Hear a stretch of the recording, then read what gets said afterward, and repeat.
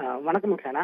சிவகங்கை மாவட்டம் திருப்பத்தூர் அருகே சிராவயல்ல புகழ்பெற்ற மஞ்சு விரட்டு போட்டி நடைபெற்றது. ஒவ்வொரு ஆண்டும் தை 3ஆம் தேதி இங்க வாடிவாசல் வழியாக மஞ்சு விரட்டும் கட்டுமாடுகளும் அவிழ்த்து விடப்படுவது வழக்கம்.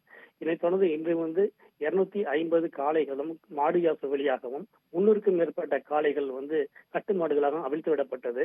இந்த போட்டி நிறைவடைந்த நிலையில போட்டியில கலந்து கொண்ட காளைகளை அதன் உரிமையாளர்கள் அழைத்து சென்றனர். அந்த வகையில சிவகங்கை மாவட்டம் திருப்பத்தூர் அருகே அவனிப்பட்டி கிராமத்தைச் சேர்ந்த தைனீஸ் ராஜா தனது காளையை அழைத்து கொண்டு செல்லும் போது தென்கரை கண்மாய் அருகே செல்லும் போது மாடு காளை மிரண்டு அருகில் உள்ள தென்கரை கண்மாய்க்குள் சென்று விட்டது.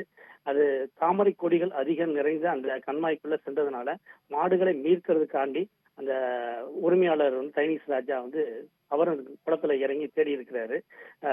2 பேரும் தாமரை கொடியில சிக்கிக்கிட்டு குளத்துல பரிதவித்து நீச்சல் முடியாம இறந்து போயிட்டாங்க. 2 பேரையும் கண்டு அவர் அந்த பார்வையாளர் அந்த மக்களும் அந்த மாடுபிடி வீரர்களும் காப்பாற்ற முயன்றும் ஒன்றும் முடியல. பின்னர் தீயணைப்பு படைக்கு தகவல் தெரிவித்து அவர்கள் விரைந்து இருவரது உடலை மீட்டு இப்ப சிவகங்கை காரைக்குடி அரசு மருத்துவமனைக்கு அனுப்பிச்சு வச்சிருக்காங்க. ஏன்னா மாடுபிடி வீரர் மாடுபிடி உரிமையாளரும் அந்த காளை மாடும் உயிரிழந்த சம்பவம் பெரும் சோகத்தை ஏற்படுத்தி இருக்குது. சேனா.